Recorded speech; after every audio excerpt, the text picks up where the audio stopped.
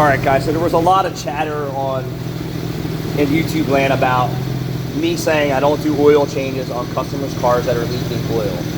If I feel that it's a potential fire hazard, then it's an instant no. If it's squirting oil out, that's an instant no. If the customer wants to fix it, obviously we'll fix the squirting out oil condition and then change the oil. But if it's squirting oil out, chances are that engine has already had mechanical failure. So here's some of the conditions where I will refuse and I will not refuse. This is common here. I just need an oil change. I'm not even going to get into the front end falling out. Leaking fluid from everywhere, right? Transmission pan's full of fluid. The oil's leaking oil from everywhere. But then you see right here, see the smoldering smoke? That's oil leaking onto the exhaust. That's a fire hazard.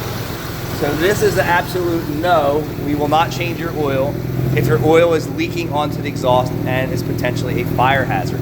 Even the transmission fluid is a fire hazard leaking back here onto the exhaust. So we would decline this work.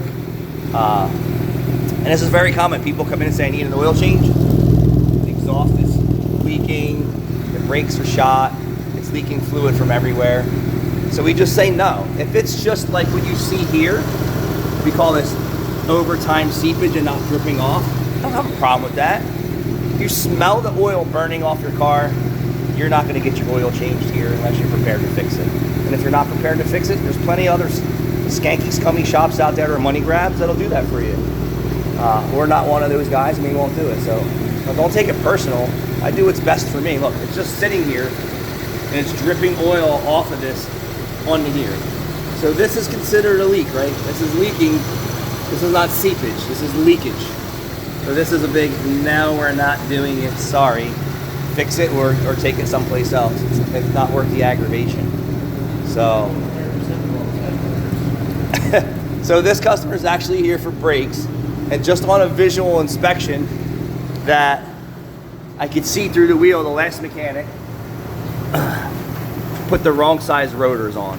And I don't think I'm wrong, but I'm pretty confident that I need to get a closer look at the caliper.